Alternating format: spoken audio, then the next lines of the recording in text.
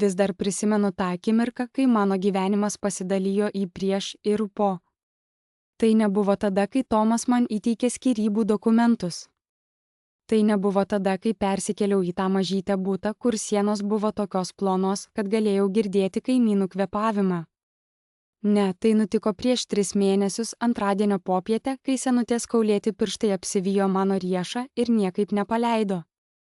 Bet leiskite man pradėti nuo pradžių. Papasakosiu, kaip aš atsidūriau toje gatvės sankryžoje. Skyrybos atėmė viską. Ne, aš nesu dramatiška. Jos iš tiesų atėmė viską. Mūsų kartu pirktus namus, mano mylimą automobilį, netgi taupomąją sąskaitą, kurią kaupiau dar prieš susituokdama. Tomas turėjo geresnį advokatą. Arba gal jis tiesiog kovojo labiau, nes turėjo dėl ko kovoti. Dėl jos Amber 28 metų, su tobulais plaukais ir juoku, kuris skambėjo kaip sudužusios stiklo šukės. Jie gavo mano seną gyvenimą. O aš likau su šiukšlių maišu pilnu drabužių ir pakankamai pinigų už 1 mėnesio nuomą pigiausiame bute, kurį galėjau rasti. Anksčiau buvau mokytoja trečiokų. Mylėjau tuos vaikus. Tačiau po skyrybų nebegalėjau stoti prieš klasę. Viskas primindavo apie gyvenimą, kurį galvojau turėsiu, šeimą, kurią galvojau sukursiu, ateitį, kuri atrodė tvirta. Taigi, aš tiesiog išėjau. Palikau vienintelį darbą, kuriame buvau gera. Man reikėjo darbo greitai, tad priėmiau pirmą pasiūlymą, tapau kurjeriu Quick Ship Express. Mano bosas, ponas Fosteris, nesirūpino, kad turiu diplomą ar kad anksčiau formavau jaunas mintis. Jam reikėjo, kad galėčiau vairuoti furgoną ir sekti GPS. To užteko. Darbas buvo sunkus. Mano kojos nuolat skaudėjo. Nugara skaudėjo nuo dėžių nešimo į aukštus. Bet jis užimdavo mano mintis. O užimtas, tai gerai. Užimtas reiškia, kad neturėjau laiko galvoti apie Tomą ir Amber gyvenančius mano namuose, miegančius mano lovoje, naudojančius mano kavos aparatą. Pirmąją dieną pastebėjau ją, poną Cartwrichtą. Tuo metu nežinojau jos vardo. Ji buvo tik sena moteris, sėdinti Fifth ir Maple gatvių kampelyje, tiesiai mano maršrute. Ji sėdėjo ant kartono gabalo, nugarą remdamasi į plytų sieną. Jos drabužiai atrodė lyg būtų dėvimi mėnesius. Jos rankos buvo sudėtos ant kelių, o galva nusvirusi, lyg ji melstusi, miegotų ar tiesiog stengėsi išnykti. Ta pirmą dieną praėjau pro ją. Turėjau savo problemų, savo skausmų. Neturėjau jėgų kitų žmonių skausmams. Tačiau tą naktį vienatvėje savo bute negalėjau nustoti galvoti apie ją. Kosulys, kaip ji sėdėjo, kaip žmonės praeidavo pro ją, lyg ji būtų nematoma, kaip jos pečiai buvo sulenkę į vidų, lyg ji stengėsi užimti mažiau vietos pasaulyje. tą jausmą pažinojau. Po to, kai Tomas išėjo ir aš jaučiausi nematoma, lyg būčiau ištrinta iš savo paties gyvenimo. Kitą dieną sustojau. Atsilenkiau ir palikau $5 šalia jos ant kartono. Ji pakėlė akis ir mūsų žvilgsniai susitiko. Jos akys buvo šviesiai mėlynos išblukusios kaip seni džinsai. Ji nieko nesakė, tik šiek tiek linktelėjo galva. Greitai pasitraukiau kažkodėl jausdama gėdą. Po dienos, kai pabaigiau savo paskutinį pristatymą, vėl pasukau link 5 ir klevų. Tai tapo mano kasdieniu ritualu. Kiekvieną vakarą po darbo lenkdavausi ir palikdavau viską, ką galėjau sau leisti.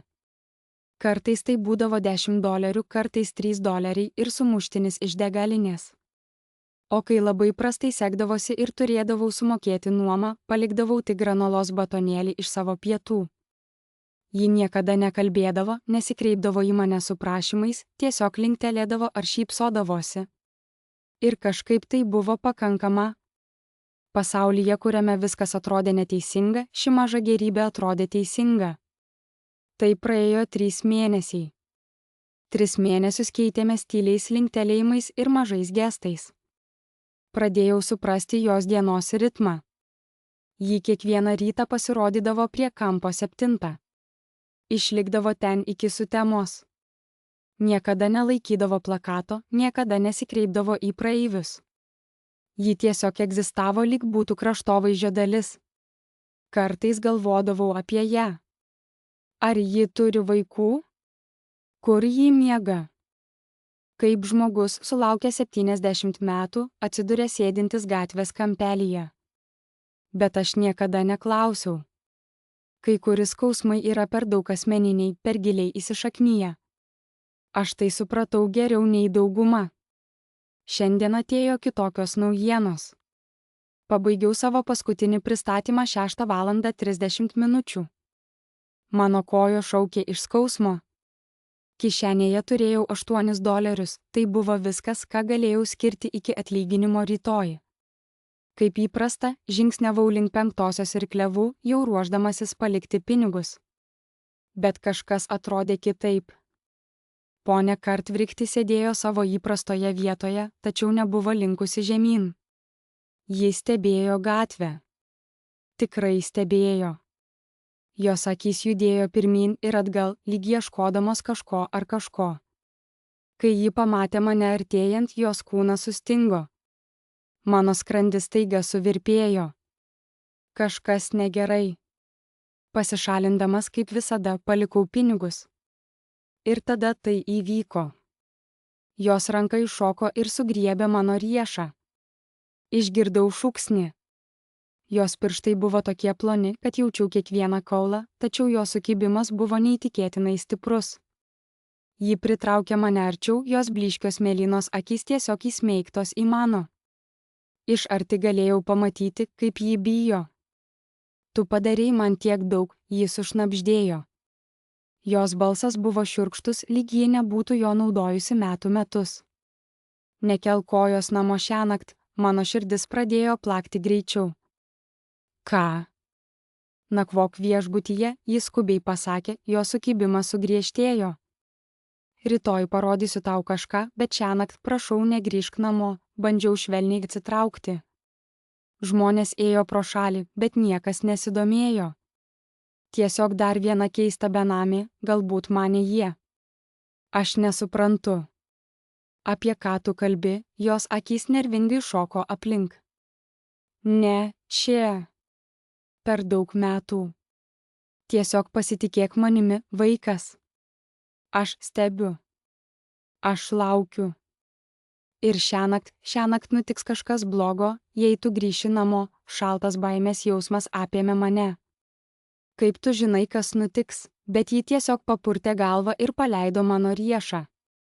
Jie atsilošė į sieną, staiga pasirodydama pavargusi. Rytoj susitinkame čia auštant. Aš tau parodysiu viską. Bet šiąnakt prašau, nakvok kur nors kitur, lėtai atsistojau, mano kojos drebėjo. Mano mintys sukosi. Ar ji išprotėjusi? Buvo kažkas keisto. Tačiau jos akyse skleidėsi tikra baimė ir skubėjimas. Tai nebuvo kliedėsi kažkieno prarasto savo mintyse. Tai buvo įspėjimas. Prašau, ji pasakė dar kartą, šį kartą tyliau. Tu išgelbėjai mano gyvenimą per pastaruosius 3 mėnesius. Leisk man išgelbėti tavo, atsitraukiau, širdis daužėsi krūtinėje. Žmonės aplink mane judėjo kaip vanduo aplink akmenį, skubėdami į savo reikalus. Išsitraukiau telefoną ir pažvelgiau į laiką. 6:47 min. Mano butas buvo už 20 minučių kelio. Galėjau būti namie iki 7:15 min. Pasigaminti greitų makaronų, pažiūrėti kažką beprasmio per televizorių, nueiti miegoti, o rytoj pabusti ir pamiršti šią keistą pokalbį. Bet mano ranka vis dar dilgčiojo ten, kur ji mane sugriebė, o jos balsas nuolat skambėjo mano galvoje. Kas nors blogo nutiks, jei eisi namo. Stovėjau toje užimtoje gatvės sankryžoje, sustingęs nuo abejonės. Žmonės mane stumdė, irzliai murmėdami. Automobiliai garsiai pypsėjo. Miestas judėjo aplink mane kaip visada, abejingas ir begalinis. Mano nykštis vyravo virš telefono ekrano. Tai buvo beprotybė. Nakvoti viešbutyje, nes benamė moteris man pasakė tai padaryti. Vos turėjau pakankamai pinigų maistui šią savaitę. Viešbučio kambarys, net ir pigus, suardytų mano biudžetą. Bet tada prisiminiau kažką. Prieš 3 mėnesius, eidamas pro 5 ir klevą, skęstant savo problemose, pamačiau ją. Kažkas privertė mane sustoti. Instinktas sakė padėti. O jei tai būtų tas pats? O jei mano instinktas bandytų man ką nors pasakyti? Atidariau telefoną ir pradėjau ieškoti pigiausių viešbučių netoliese. Rankos drebėjo, kai atlikau rezervaciją. Viešbučio kambarys kvepėjo cigaretėmis ir pigių valymo purškų.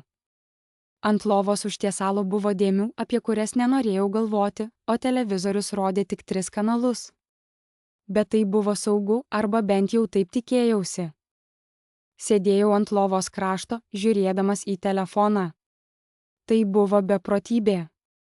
Prieš kelias minutės išleidau $42, kurių neturėjau, nes senutė sugriebė mano riešą ir pasakė, kad neturiu grįžti namo. Ką aš galvojau? Paskambinau savo seseriai Ami, kuri gyveno 2 valstijose toliau. Ji atsakė 4 skambutyje, skambėdama pavargusią. Ji turėjo 3 vaikus ir vyrą, dirbantį naktinėse pamainose. Fone girdėjau animacinius filmukus. Ei, Glatis.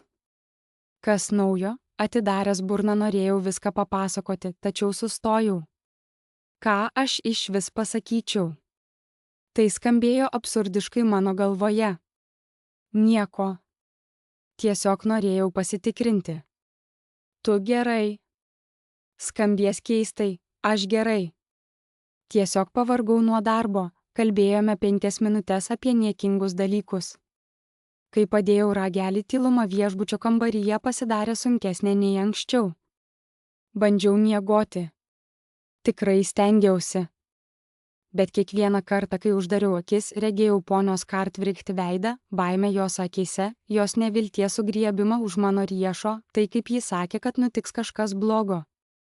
Vidurnaktį pasidaviau ir įsijungiau televizorių. Rodė seną filmą, bet negalėjau susikaupti. Vis nuolat žiūrėjau į telefoną, naršydamas socialiniuose tinkluose, skaitydamas naujienų straipsnius, bet niekas negalėjo atitraukti mano minčių. 2:30 nakties beveik paskambinau taksi, kad nuvežtų mane namo. Tai buvo kvaila. Buvau visiškai išsigandęs. Ponia Cartwright, matyt, tiesiog buvo sumišusi, galbūt patyrusi kažkokį nerimą. Išleidau pinigus, kurių negalėjau sau leisti, ir kam? Tačiau staiga mano telefonas vibravo. Žinutė iš numerio, kurį vos atpažinau. Užtrukau akimirką, kol supratau, kas tai. Ponia Keniš 4B, buto po manimi. Buvo pasakę labas gal tik 2 kartus per 3 mėnesius, kiek ten gyvenau.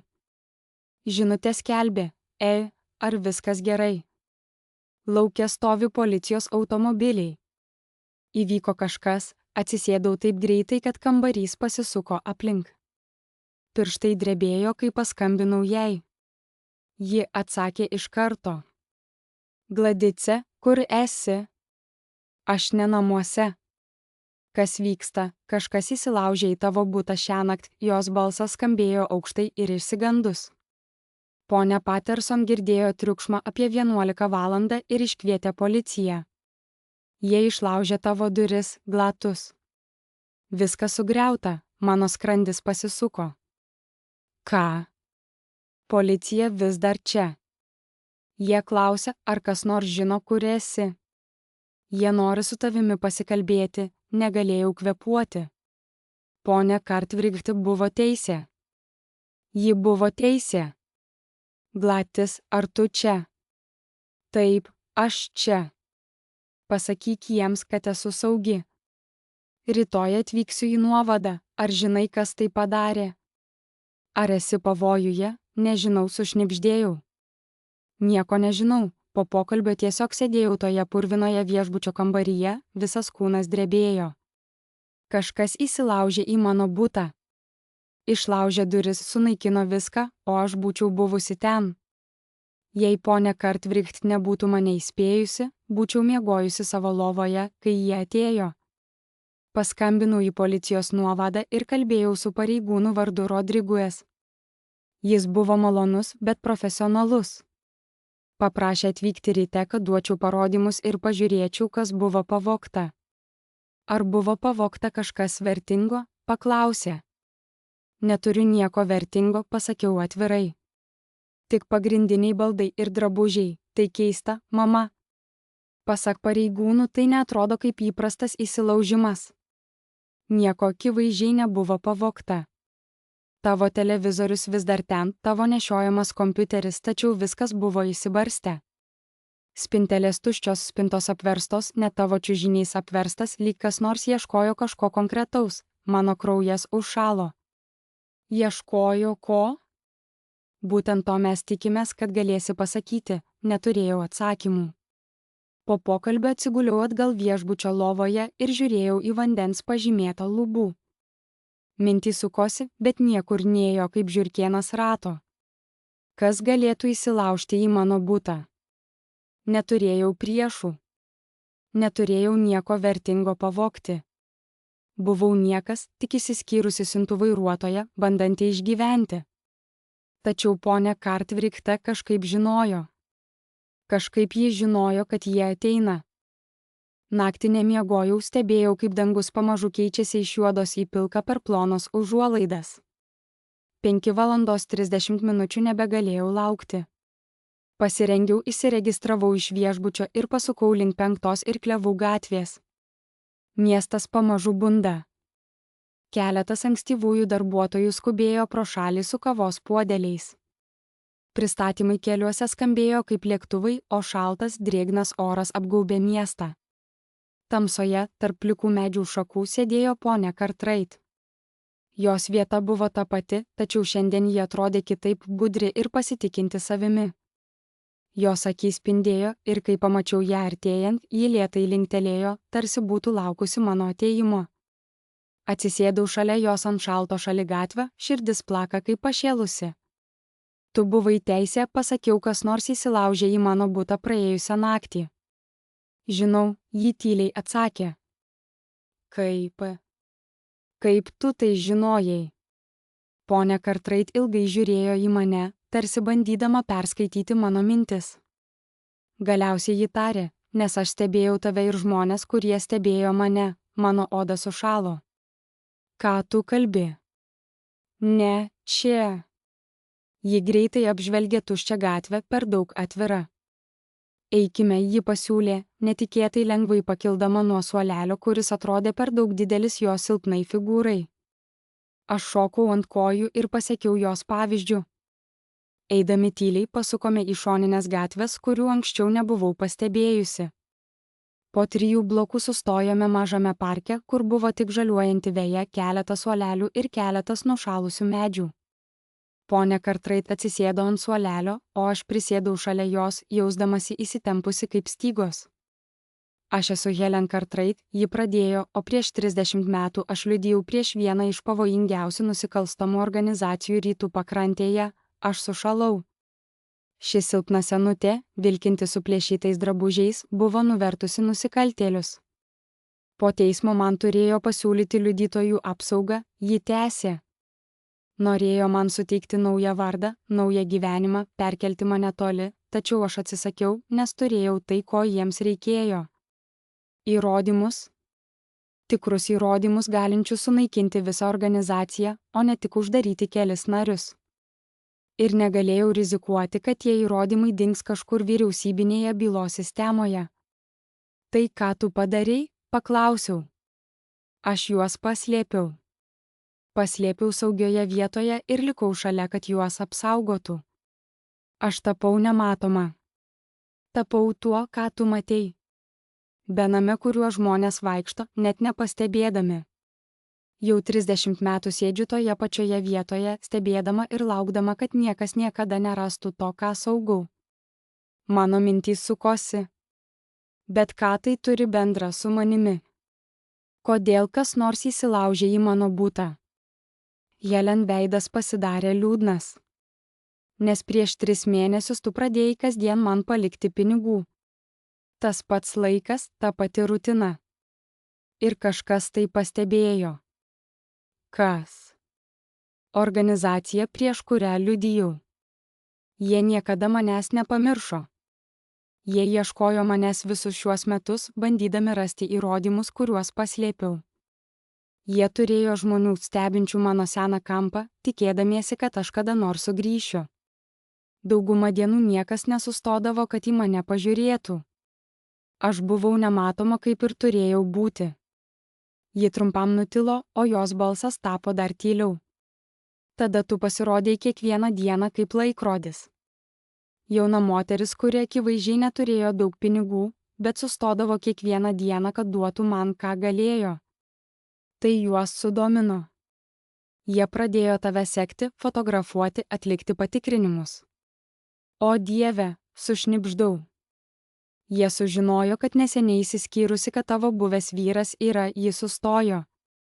Helen žiūrėjo į mane ir aš pajutau, kaip mano širdis suspaudė nerimas.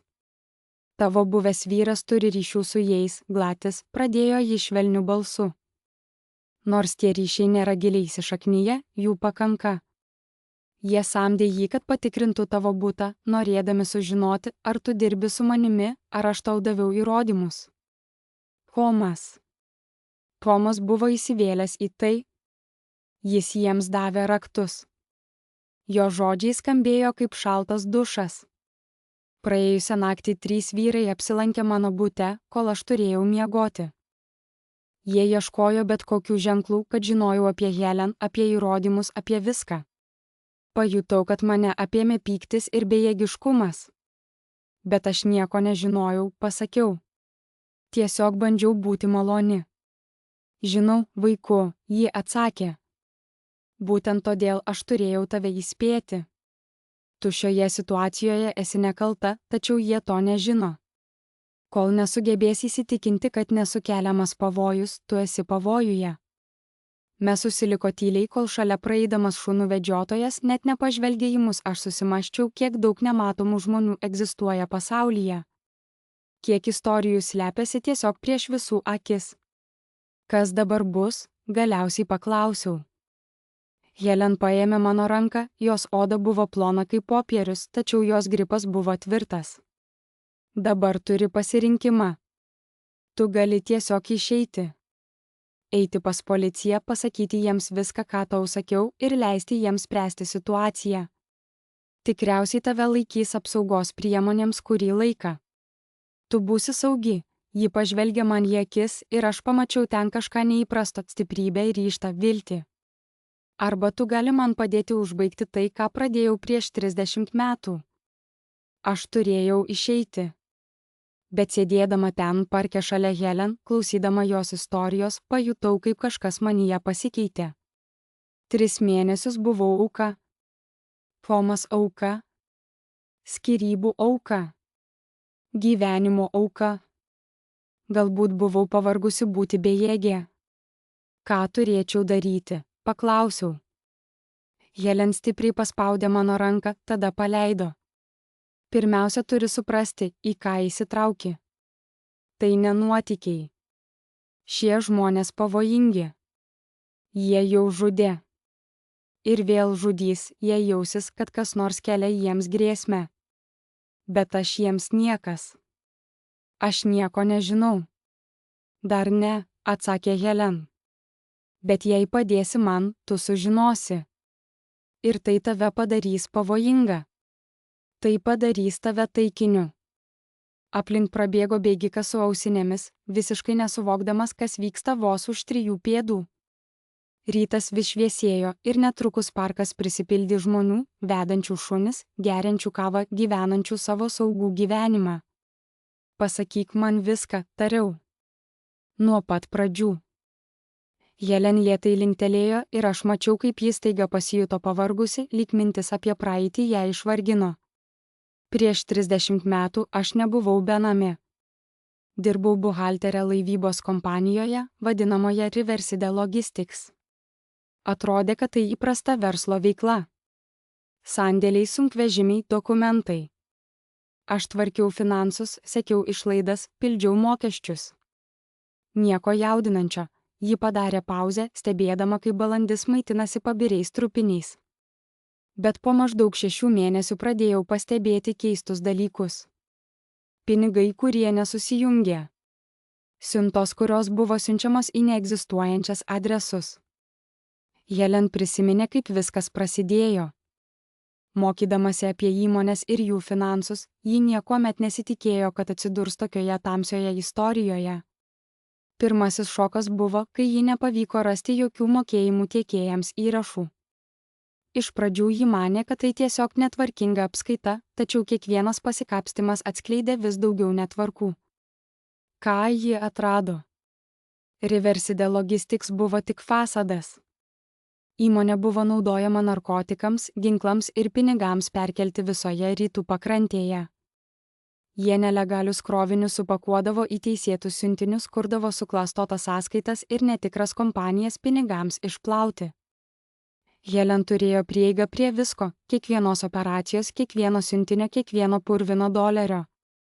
Jos rankos šiek tiek drebėjo ir aš supratau, kad tai greičiausiai buvo pirmas kartas per daugelį metų, kai ji pasakojo šią istoriją. Ji padarė dokumentų kopijas, nors nežinojo, ką su jomis daryti, bet jautė, kad tai buvo įrodymai apie kažką labai blogo. Vieną naktį, dirbdama vėlai biure, ji išgirdo balsus sandėlyje. Nors žinojo, kad turėtų išeiti, smalsumas ją sugundė. Aš pamačiau, kaip jie nužudė žmogų, jos balsas nuskambėjo beveik šnabždesiu. 2 vyrai iš organizacijos ir vienas, kurio aš nepažinau. Jie šaudė jį ir supakuodavo jo kūną į plastiką, juokdamiesi ir šnekučiuodamiesi, tarsi tai būtų niekis. Šaltis perbėgo jos kūnu. Ką tu padarei? Paklausiau. Aš pabėgau, atsakė ji. Ryte jis skubiai nuvyko į FBI biurą ir atidavė viską – dokumentus, įrašus ir savo liudijimą apie tai, ką matė. Jie buvo sužavėti, sakydami, kad tai buvo didžiausias atvejis, su kuriuo jie dirbo per daugelį metų. Būtent taip ir įvyko. Suėmė 12 žmonių, tarp jų ir tą, kuris vadovavo visai operacijai, antrąjį pagal rangą. Teismas truko 2 metų, o Helen liudijo kiekviename posėdyje, kiekviename apklausoje. Ji žiūrėjo tiems vyrams į akis ir sakė tiesą apie tai, ką jie padarė. Visi jie gavo ilgas bausmes, kai kurie net iki gyvos galvos. Tačiau Helen žinojo, kad turėjo įrodymų tik prieš 12 žmonių, o organizacija buvo kur kas didesnė. Buvo vadovai virš vadovų, ryšiai, kurių ji negalėjo įrodyti, nusikaltimai, kurių negalėjo dokumentuoti. FBI sakė, kad to, ką ji jiems suteikė, buvo pakankamai, bet ji jautė, kad to nepakanka. Organizacija atsigautų. Taigi, tu toliau tyrinėjai, tęsiau. Teismo metu sužinojau daug dalykų. Kiekvieną sakomą žodį, kiekvieną paminėtą vardą stebėjau itin atidžiai. Kai viskas baigėsi, FBI norėjo mane perkelti į liudytojų apsaugą. Jie sakė, kad organizacija keršys. Ir jie buvo teisūs. Buvo grasinimų, bandymų rasti mane, bet aš pasakiau ne. Kodėl? Nes vis dar turėjau visus savo įrodymus originalus ir juos papildžiau. Vardai, kuriuos girdėjau per teismą, ryšiai, kuriuos sudėjau, bankų sąskaitos, kurias sekiau. Per 30 metų aš sukūriau visą organizacijos paveikslą. Kiekvienas asmuo, kiekvienas padarytas nusikaltimas, viskas, ko reikėjo, kad juos visus nušalintų amžiams. Helen pažvelgė į mane tiesiai. Bet aš dabar senas, glati. Man 78. Mano rankos drebėja. Mano atmintis nebe ta pati. Negaliu šių įrodymų saugoti amžinai. Turiu juos perduoti kam nors, kas gali užbaigti tai, ką pradėjau. Kodėlgi ne tiesiog dabar visko neduoti FBI, paklausiau. Helen juokėsi, bet jos juokas buvo kartus. Nežinau, kam galiu pasitikėti, tarė Helena, jos balsas buvo pripildytas nerimo. Organizacija turėjo 30 metų, kad įsodintų savo žmones į teisėsaugą, teismus ir vyriausybės institucijas. Jei atiduosiu šiuos įrodymus netinkamam asmeniui, jie išnyks. Ir aš su jais. Priešais mus praėjo moteris su vaikišku vežimėliu, jos kūdikis verksmingai šaukė. Paprasti rūpesčiai, paprastas gyvenimas. Helena tęsė, turiu vieną žmogų, kuriuo pasitikiu. Tai Walteris Barnesas, buvęs FTG agentas. Jis buvo pagrindinis mano pirmo atvejo tyrėjas. Jis laukė, kad susisieksiu su juo jau daugelį metų. Jis žino, kad turiu daugiau įrodymų ir sakė, kad kai būsiu pasiruošusi, jis padės man tai saugiai pristatyti. Kodėl tu to nepadarei? Paklausiau. Nes bijojau. Ir nesu turėjusi nieko, kas galėtų man padėti. Walteris gyvena kitame miesto gale. Jei bandyčiau pati perduoti jam įrodymus, organizacija tai pamatytų. Jie stebėjo mane visus šiuos metus, laukdami mano žingsnio. Dabar aš jiems esu per daug atpažįstama. Helena pasuko į mane visai, jos akys buvo ryžtingos. Bet tu ne. Tu jiems nematomas, kaip ir aš kažkada buvau. Tu esi siuntėjas. Kiekvieną dieną važinėjasi po miestą. Niekas nesusimastys, jei tu nuveši siuntinį į Walterio adresą. Širdis ėmė plakti greičiau. Tu nori, kad aš pristatyčiau įrodymus jam? Taip, bet yra komplikacija. Jie dabar apie tave žino. Įsilaužė į tavo butą, ieškodami ryšio tarp mūsų. Jie stebės ir tave. Kaip tada? Sukursime blaškančią situaciją, pasakė Helena, jos akys tapo aštrios, sutelktos. Aš grįšiu į savo kampą kaip įprasta. Pasidarysiu matoma. Atkreipsiu jų dėmesį. O tu tuo metu paimk įrodymus ir pristatyk juos Walteriui. Jei jie stebės mane, jie nesistebės tavimi. Bet jie gali tau pakenkti. Jei supras, ką mes darome. Helena, pertraukiau. Aš 78 kerių. Gyvenau ilgiau nei kada nors tikėjausi. Jei mirsiu saugodama šiuos įrodymus, saugodama tiesą, tai bus gera mirtis. Geriau nei mirti vienai, paslėpus šią paslaptį amžinai. Norėjau ginčytis, bet mačiau ryžtą jos veidę. Ji jau seniai buvo sutikusi su šiuo riziku. Kur yra įrodymai? Paklausiau tyliai. Kur nors saugiai. Kur niekada nesusimastytų paieškoti. Aš tave ten nuvesiu dabar. Pakilome nuo suolelio. Kojos buvo silpnos, bet žinojau, kad tai darau. Tikrai padėsiu moteriai, kurios beveik nepažįstu, sugriauti pavojingą nusikaltimų organizaciją. Prieš 3 mėnesius buvau mokytoja, gyvenanti paprastą gyvenimą. Dabar kas aš esu? Kurjeris, liudytojas, bendrininkas. Helena pradėjo eiti ir aš sekiau ją. Išėjome iš parko ir pasukome į gatves, kurios tapo vis labiau tuščios. Čia esančios parduotuvės buvo uždarytos užkalamos lentomis. Pastatai atrodė apleisti. Galiausiai Helena sustojo priešai seną bažnyčią. Langai buvo uždengti fanera, o durys užrakintos grandinėmis. Ant durų buvo užrašas: nugriauta, neiti. Čia tu slėpei įrodymus 30 metų? Paklausiau. Helena įsitraukė raktą iš kišenės. Pirmas daiktas, kurį kada nors mačiau pas ją. Kartais geriausia slėptuvė yra ten, kur visi mano, kad nieko nėra. Helena atrakino šoninės duris, kurių net nepastebėjau. Jos užsivėrė, atveriant tamsą. Ar tu tikrai nori tai daryti? Dar kartą paklausė Helen. Kai pamatysi, kas ten viduje, kai sužinosi, kur tai yra, nebebus kelio atgal. Tu tapsi šios istorijos dalimi. Mąsčiau apie Tomą, apie Amber, apie tas valandas praleistas mano mažame bute, jausdamaisi bevertė ir nematoma. Apie 3 mėnesius, kuomet stengiausi padaryti nors vieną gerą dalyką šiame žiauriame pasaulyje. Esu tikra, atsakiau ir sekiau Helen Cartwright į tamsą. Bažnyčios vidus skleidė dulkių ir puvimo kvapą. Helen ištraukė nedidelį žibintuvėlį, dar vieną daiktą, kurio niekada nebuvau mačiusi jos turint, ir šviesos spindulys prasiskverbė per tamsą. Pamačiau šešėlius sulaužytos suolais sukrauti prie sienų, paukščių išmatos ant grindų, o lubose skylės, pro kurias lietus prasiskverbė daugelį metų. Būk atsargi, pasakė Helen. Grindys vietomis silpnos. Lėtai žengėme per tai, kas kadaise buvo centrinis praėjimas. Mūsų žingsniai atgarsiai skambėjo tuščioje erdvėje. Virš mūsų girdėjau paukščių šnarėjimą pastogėje. Kažkas šnypštė kampe. Galbūt žiurkė. Helen judėjo bažnyčioje, tarsi pažinodama kiekvieną jos kampą. Ji nuvedė mane pro pagrindinę erdvę, pro duris už altoriaus, kuris kadaise ten stovėjo. Įžengėme į mažesnę patalpą.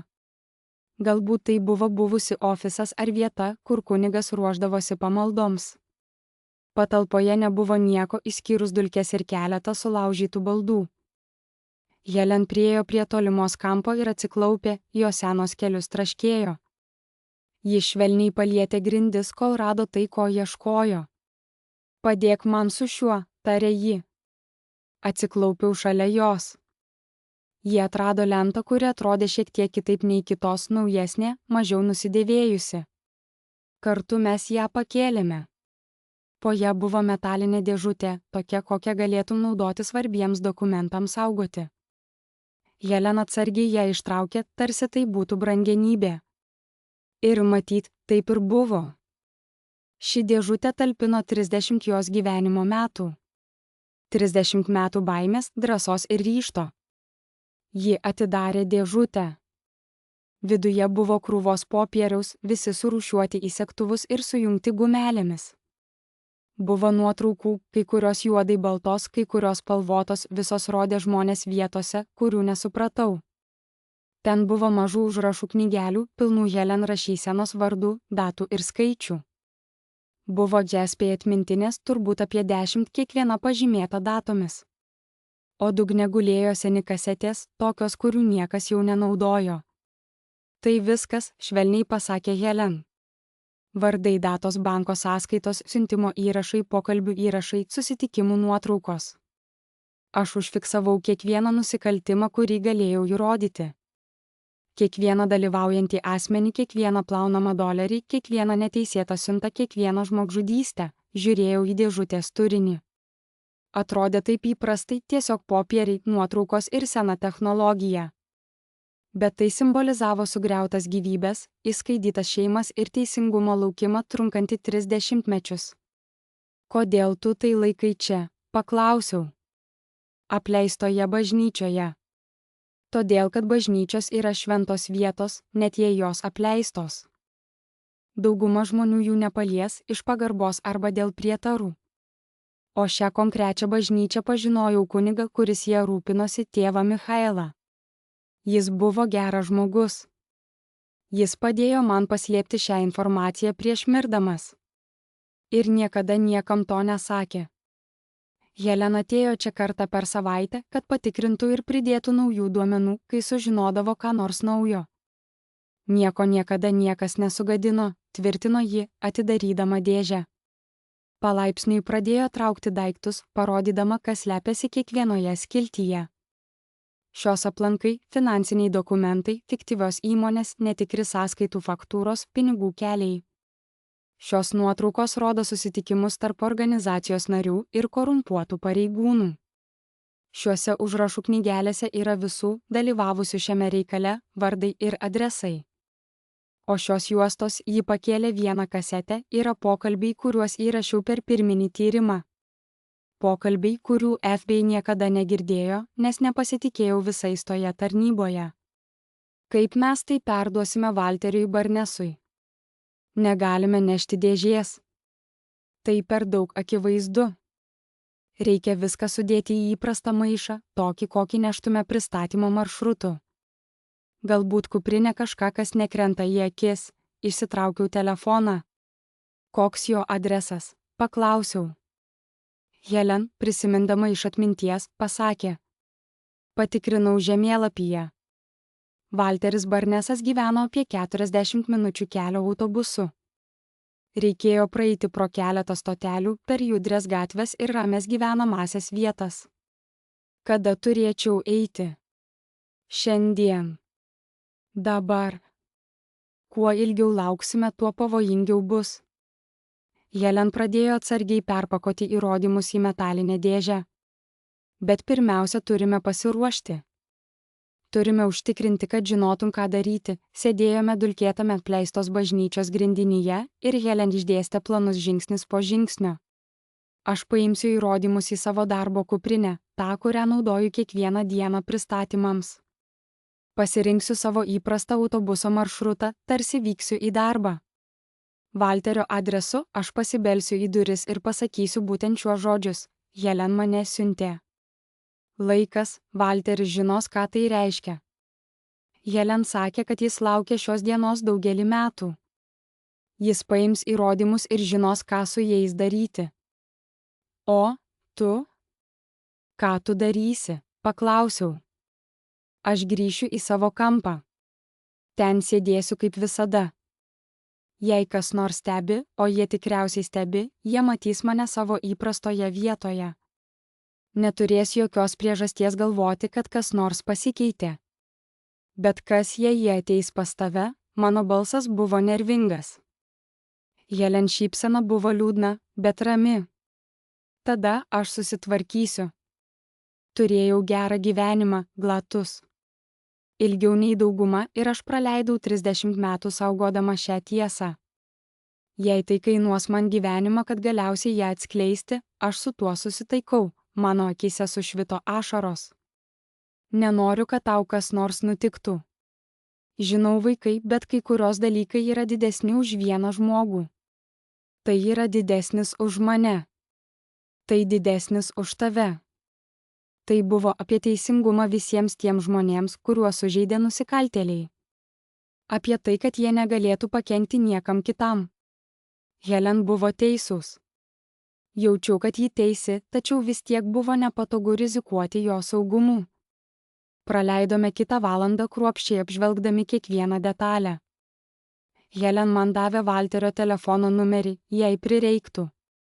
Ji privertė mane kartoti planą 3 kartus, kol sugebėjau jį ištarti be jokių klaidų. Ji parodė, kurie dokumentai yra svarbiausi, o kurie vespė atmintinės talpina pačius svarbiausius įrodymus. Galiausiai ji viską supakuoti į mano kuprinę. Kuprinė pasirodė stebėtinai sunki. Ne tik fiziniu svoriu, bet ir tuo, ką ji simbolizavo. Yra dar vienas dalykas, pasakė Helen, ištraukdama mažą voką iš metalinio dėžės dugno. Jei man kas nors nutiktų, šitą perduok Valteriui. Tai laiškas, kuriame paaiškinama viskas, iš kur gauti įrodymai, kaip juos surinkau, kodėl jie patikimi. Tai padės jam teisingai pristatyti medžiagą. Aš paėmiau voką ir įdėjau jį į priekinį kuprinės kišenę. Išėjome iš bažnyčios kartu, Helen užrakindama šoninės duris už mūsų. Lauke rytas jau buvo peraugęs į popietę. Saulė švietė aukštai ir ryškiai.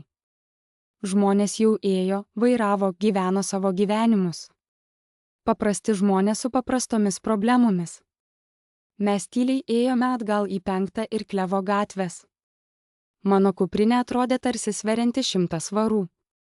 Nuolat tikėjausi, kad kas nors sustos, paklaus, ką nešame, kad kažkaip sužinos apie mūsų planus. Bet niekas nekreipė dėmesio. Buvome nematomi, lyg Helen buvo pastaruosius 30 metų.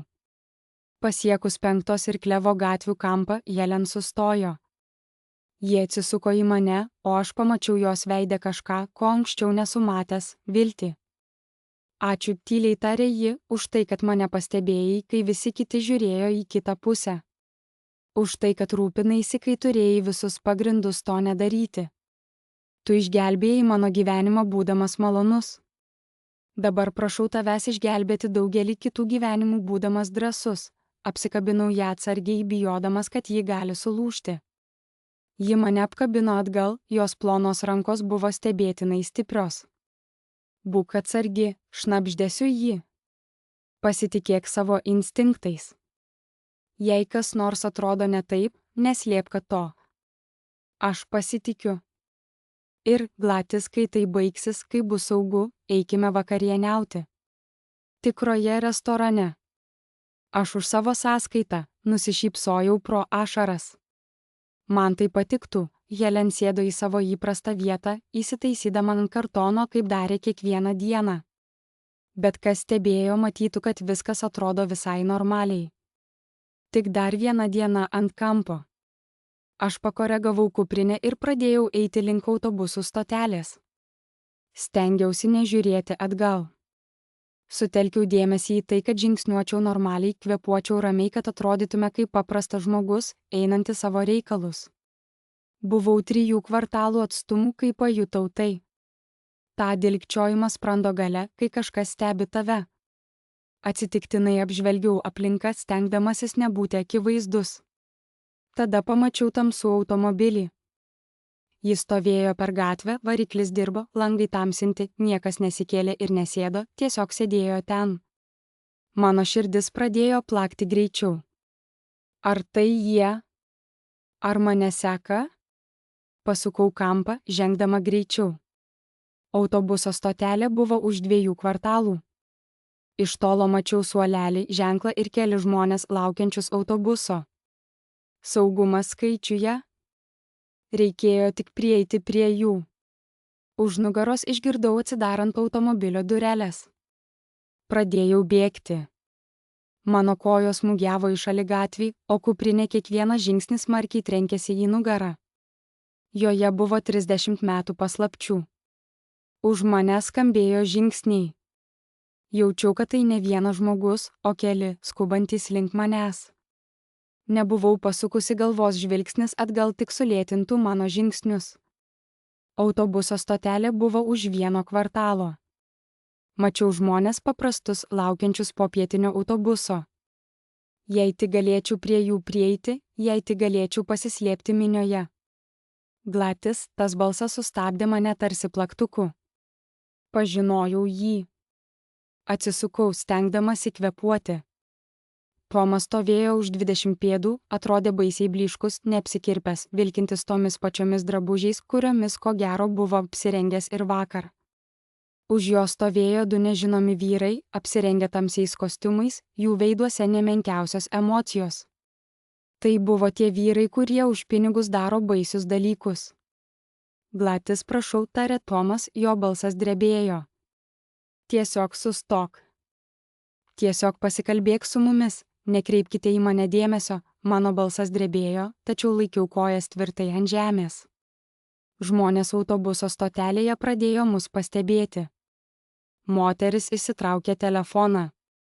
Vienas iš vyrų žengė žingsnį pirmyn. Jo akys buvo šaltos, o veido šoną puošė randas. Mums reikia to, kas yra tavo krepšyje, net nežinau, apie ką kalbate. Žinai, vyras kalbėjo be emocijų, lyg būtų robotas. Senutė tau kažką davė. Mums tai reikia atgauti, Tomas priartėjo. Gladys, atsiprašau. Atsiprašau dėl visko. Dėl skyrybų, dėl Amber, dėl buto. Aš niekada nenorėjau viso to, bet šie žmonės jie pakenks tau, jei neduosi, ko nori.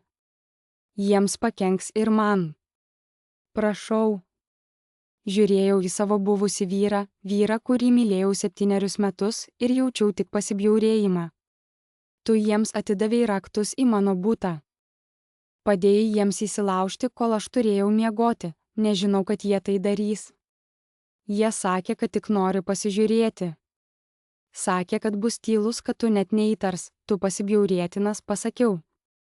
Rando turinčio vyro ranka pasislinko į jo švarką. Pamačiau, kad ten buvo kažkas, greičiausiai pistoletas. Mano kraujas vėl sukietėjo. Krepšys, jis pakartojo. Dabar. Moteris autobuso stotelėje tikrai filmavo mus, kiti žmonės taip pat stebėjo. Randuotas vyras tai pamatė, jo žandikaulis suspaudėsi. Jis negalėjo daryti nieko smurtinio čia. Ne su liudytojais, ne su kameromis. Tai man suteikė idėją. Pagalba, aš skremediau kiek galėjau. Kas nors padėkite man. Šie vyrai bando mane apiplėšti, žmonės šoko. Moteris su telefonu priėjo arčiau, kad gautų geresnį kampą. Vyras stotelėje taip pat išsitraukė telefoną. Per kelias sekundės 3 žmonės filmavo. Randuotas vyras prakeikė po nosimi. Jis sugriebė Tomas ranką ir pradėjo traukti jį atgal prie tamsaus automobilio. Dabar išvažiuojame, bet įrodymų vertas sulaikymas nėra, judėjome atgal. Randuoto vyro akys vis dar buvo įsikibusios į mane. Žvilgsnis, kurį man metė, buvo pakankamai aiškus, tai nebuvo pabaiga. Jiems dingstant girdėjau, kaip ratų guma cypia, kai jie traukėsi nuo šaligatvio. Aš likau stovėti, drebėdamas, širdis plakė taip stipriai, kad atrodė, jog ji tuoj sprogs. Priartėjo moteris su telefonu, atidžiai žiūrėdama į mane. Ar viskas gerai? Ar turėčiau kviesti policiją? Paklausė. Supratau, kad turiu paprašyti pagalbos. Taip, prašau, skambinkite policijai, vos sugebėjau ištarti. Kitas 20 minučių buvo tarsi migla. Policijos automobiliai atvyko, pareigūnai ėmėsi apklausti visus, kurie buvo įvykio liudininkai. Pasakojau jiems apie įsilaužimą įvykusi praėjusią naktį, apie Tomasą, apie tai, kad mane sekė. Bet apie Helen ir įrodymus nutylėjau. Dar ne. Kol nežinojau, kam galiu pasitikėti. Tarp pareigūnų buvo jauna moteris su maloniais akimis, kuri nuvežė mane į policijos nuovadą. Jie norėjo, kad pažvelgčiau į nuotraukas ir bandyčiau atpažinti vyrus, kurie mane grasino. Bet žinojau, kad tai nepadės. Tai nebuvo paprasti nusikaltėliai su anksčiau užfiksuotais nusikaltimais. Tai buvo profesionalūs vykdytojai, mokantys išlikti nematomi. Sėdėjau nepatogioje plastikinėje kėdėje nuovadoje, susiėmusi už kuprinės, bandydama suprasti, ką daryti toliau. Mano planas sugriuvo. Jie žinojo, kad aš turiu kažką vertingo. Dabar jie stebės mane. Kaip aš galėčiau perduoti įrodymus Walteriui Barnesui? Ir tada jį pamačiau. Pareigūnas Walsh, draugiškas policininkas, kuris patruliuodavo netoli 5-osios ir Klevų gatvių. Jis ėjo per nuovadą su kavos puodeliu, linktelėdamas kitiems pareigūnams. Kai jis mane pamatė, jo veidas pasikeitė, pasidarė neramu. Glati, ką tu čia darai? Paklausė. Aš padariau greitą sprendimą. Galbūt tai buvo kvaila. Galbūt to gailėsiuosi. Bet Helen buvo pasakiusi pasikliauti savo instinktais, o kiekvienas mano instinktas sakė, kad pareigūnas Walsh yra vienas iš gerųjų. Man reikia su tavimi pasikalbėti, tyliai tariau. Kažkur privačiai, jis pažvelgė į mano veidą, tada linktelėjo. Sek paskui mane, jis nuvedė mane į mažą apklausų kambarį ir uždarė duris. Sėdėjau priešais jį, vis dar tvirtai laikydama kuprinę, tarsi ji būtų mano gelbėjimosi ratas. Kas vyksta? Paklausė jis švelniai. Taigi papasakojau jam viską apie Helen, apie įrodymus, apie organizaciją, apie Tomasą ir įsilaužimą, apie vyrus, kurie ką tik man grasino. Kalbėjau 15 minučių nesustodama, o pareigūnas Walsh klausėsi, nė karto neperskrodęs mano pasakojimo. Kai baigiau, jis atsilošė į kėdę ir ilgam atsiduso. Tai gana intriguojanti istorija. Tai tiesa? Viskas? Paklausė jis. Taip, ir aš turiu įrodymų. Ištraukiau vieną iš aplankų iš savo kuprinės. Pažvelk, pareigūnas Walsh atidarė aplanką ir pradėjo skaityti. Jo akys įsiplėtė, jis pervertė lapus, jo veidas vis labiau rimtėjo su kiekvienu nauju puslapiu. Galiausiai jis uždarė aplanką ir pažvelgė į mane. Tai realu, taip, ir tu turėjai tai perduoti Walteriui Barnesui. Tu jį pažįsti? Visi teisėsaugos atstovai žino Walterį Barnesą. Jis – legenda. Jei jis sako, kad tinkamai tvarkys šią situaciją, jis tai padarys. Pareigūnas Walsh atsistojo. Palik čia. Nejudėk. Neskambink niekam. Aš tuojau sugrįšiu. Jis išėjo iš kambario. Aš likau ten viena, širdis vis dar plaka, o mintys sukosi galvoje. Ar aš padariau siaubingą klaidą? O jei pareigūnas Walsh taip pat priklauso organizacijai? Ką daryti, jei jis dabar neša įrodymus, kad juos sunaikintų? Tačiau po 10 minučių jis sugrįžo ir ne vienas. Su juo buvo vyriškis senesnis, gal apie 65 kerius, su sidabro plaukais ir aštriais žvilgsniais. Jis vilkėjo tvarkingą pilką kostiumą ir judėjo tyliai, su pasitikėjimu. Pone Henderson, tarė vyras, ištiesdamas ranką. Aš, Walteris Barnesas, man beveik ašaros iš džiaugsmo išsprūdo. Paspaudžiau jo ranką, ji buvo šilta ir tvirta. Pareigūnas Valšas man paskambino, kai tik paminėjote mano vardą, pasakė Walteris, atsisėdamas priešais mane. Jis geras žmogus, vienas iš nedaugelio, kuriuo pasitikėčiau tokioje situacijoje. Ištraukiau savo kuprinę ir padėjau ją ant stalo. Helen sakė, kad turiu pasakyti. Laikas, Walterio akis prisipildė jausmų. Ji švelniai palietė kuprinę, lyg tai būtų kažkas švento. Ji tai padarė. Po visų šių metų pagaliau tai padarė. Ji vis dar ten, skubiai pasakiau. Prie savo kampo. Jei jie sužinos, ką mes darome. Viskas jau sutvarkyta, tarė Walteris.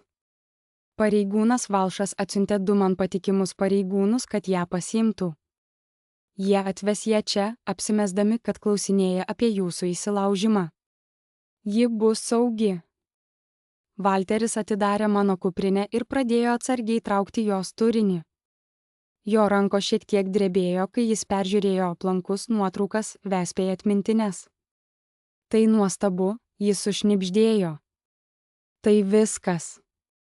Viską, ko mums reikėjo prieš 30 metų ir ko niekada negavome. Kas dabar? Paklausiau. Walteris pakėlė žvilgsnį ir aš pamačiau ryžtą jo veidę. Dabar mes viską sudeginsime. Per artimiausias 3 valandas Walteris Barnesas ėmėsi skambučių, ne šiaip sau, o žmonėms, su kuriais dirbo daug metų, žmonėms, kuriems pasitikėjo savo gyvybę. Federaliniai prokurorai, sąžiningi FBI agentai, laikraščių žurnalistai, kurie metų metus tyrinėjo šią organizaciją. Atėjus vakarui, maža interviu patalpa virto štabu. Nešiojami kompiuteriai buvo atidaryti, dokumentai išmėtyti ant stalo, o rimti žmonės kostiumuose fotografavo įrodymus ir kopijavo vespėj atmintines.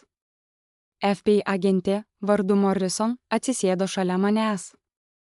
M. Henderson, šiandien padarėte nepaprastai drąsų žingsnį. Šie įrodymai pakeis viską. Aš tik pristačiau kuprinę, tyliai atsakiau.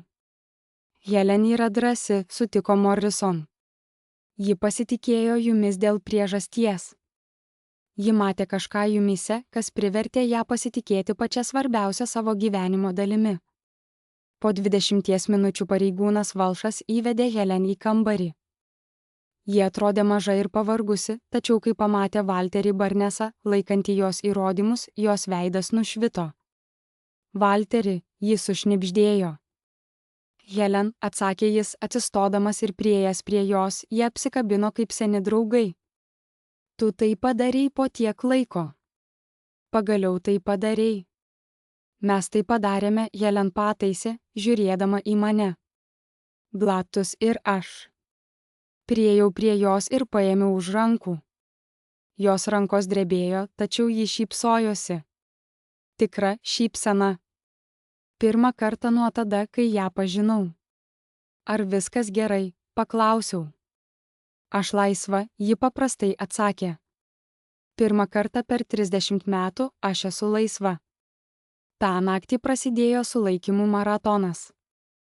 Federaliniai agentai suorganizavo reidus 3 valstijose. Iki ryto jie areštinę pateko 27 žmonės, tarp jų 2 policininkai, 1 apygardos prokuroro padėjėjas ir keli verslininkai, kurie dešimtmečius užsiiminėjo pinigų plovimu. Tarp sulaikytųjų buvo ir Tomas. Jis nedelsdamas pradėjo bendradarbiauti, atskleisdamas vardus ir detalės mainais už švelnesnę bausmę. Kai išgirdau apie tai, nieko nepajutau. Jis tapo mano praeities dalimi, o mano praeitis manęs nebevaldė. Žiniasklaida ilgai kalbėjo apie šią istoriją. Milžiniška nusikalstama organizacija sugriauta po 30 metų trukusio tyrimo, skelbė antraštės. Interviu metu Walteris Barnesas visą nuopelną atidavė drąsiai liudytojai, kuri niekada nepasidavė siekdama teisingumo. Helen tikrasis vardas buvo slepiamas žiniasklaidoje dėl jo saugumo kaip ir mano.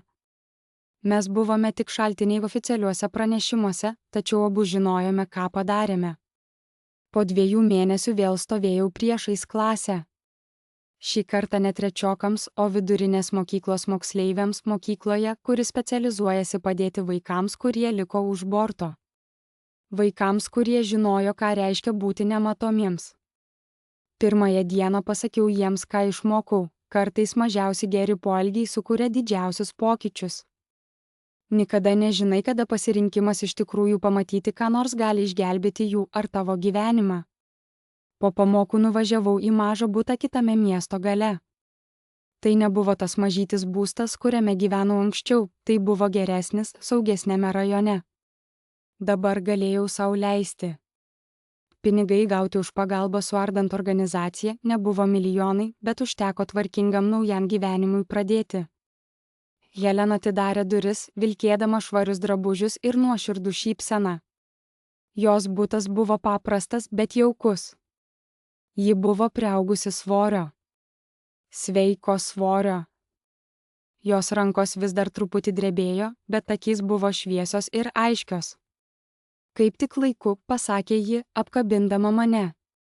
Vakarienė beveik paruošta. Sėdėjome prie jos mažo virtuvės stalo, valgydami keptą mėsą su daržovėmis. Kalbėjome apie viską ir nieką. Apie mano naują darbą, jos fizioterapijos užsiėmimus, knygą, kurią jis skaitė, filmą, kurį mačiau. Nekalbėjome apie Tomą ar organizaciją, ar tą baisų dieną, kai viskas pasikeitė. Ta istoriją pasakojome pakankamai kartų teisininkams ir agentams. Dabar mes buvome tiesiog 2 draugės vakarieniaujančios kartu. Po vakarienės kartu išplovėme indus. Helen plovė, aš džiovinau. Šis paprastas ritualas atrodė patogiai, normaliai, teisingai. Galvoju apie katę, staiga pasakė Helen.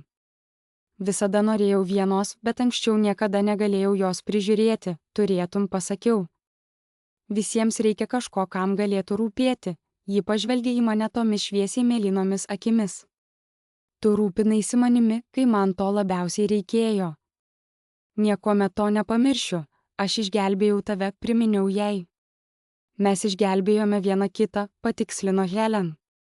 Kai tą vakarą išėjau, Helen sustabdė mane prie durų. Gladice, ar kada nors pagalvojai, kas būtų nutikę, jei tą pirmą dieną būtum tiesiog praėjusi pro šalį? Jeigu būtum mane ignoravusi kaip visi kiti, pagalvojau apie tai. Kiekvieną dieną aš pripažinau, kad viskas pasikeitė. Jei galėtum grįžti atgal, ar ką nors keistum? Žvelgdama į šią moterį, kuri tapo tokia svarbi mano gyvenime, drąsiai ryžtinga geranoriška moteriai per 30 metų saugojusią tiesą, atsakiau, ne, aš nieko nekeiščiau. Helen linktelėjo, patenkinta. Gerai, nes aš irgi ne. Važiuodama namo, saulė leidosi, dažydama dangų oranžinėmis ir rožinėmis spalvomis. Apmąsčiau, kaip per kelis mėnesius viskas pasikeitė. Kaip tapau nuoširdžiai bevertė ir nematoma, o vėliau stipri ir turinti tikslą. Kaip vienas paprastas sprendimas sustoti ir padėti kažkam atvėrė duris į naują gyvenimą. Mano telefonas suvirpėjo. Pranešimas iš Helen, ačiū už vakarienę. Kitą savaitę tuo pačiu metu nusišypsojau ir atsakiau, nesigailėsiu, kad ateisiu. Pristabdžius raudoną šviesą, pamačiau vyrą sėdintį prie kampo su kartoniniu ženklu.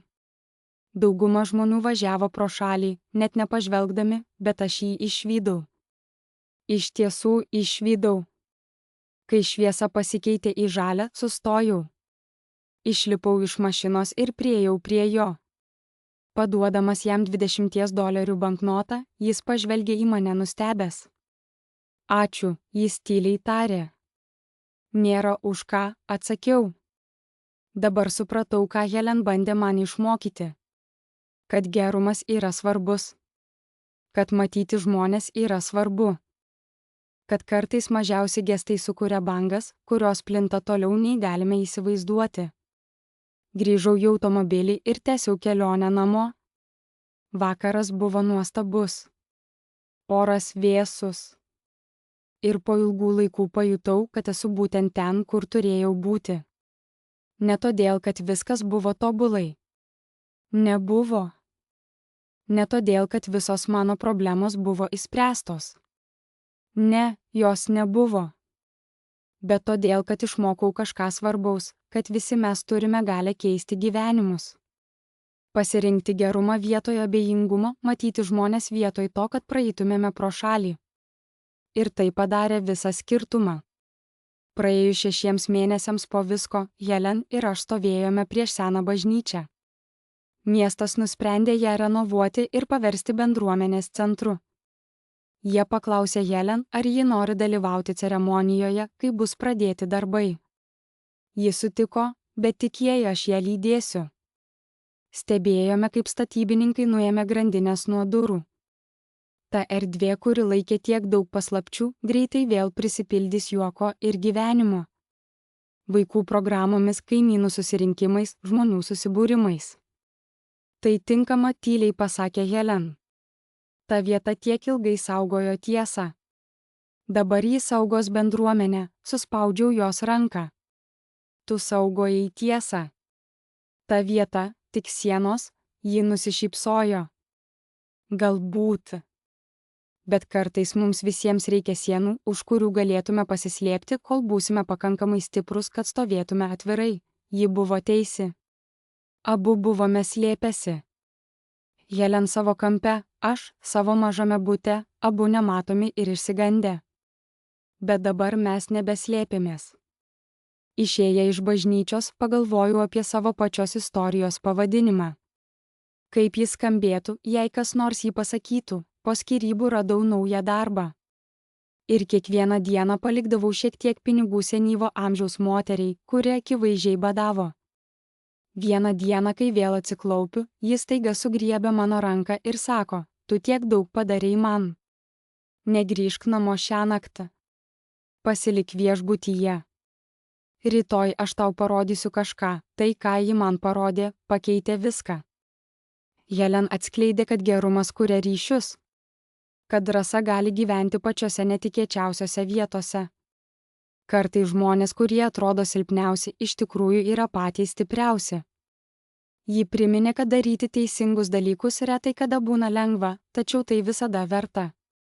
Svarbiausia, ką ji man parodė, buvo tai, kad būti matomu, tikrai matomu kitam žmogui gali išgelbėti gyvenimą, o matyti kitus gali išgelbėti jų. Aš vis dar kartais sustoju prie 5 ir Klevų gatvės. Helen ten jau nebėra, bet aš ją prisimenu kiekvieną kartą, kai praeinu pro tą kampą. Galvoju apie visus tuos dienas, kai ji ten sėdėjo, saugodama savo paslaptį, laukdama, kad kas nors ją pamatytų. Esu dėkingas, kad tai padariau, nes matydamas ją, atradau save.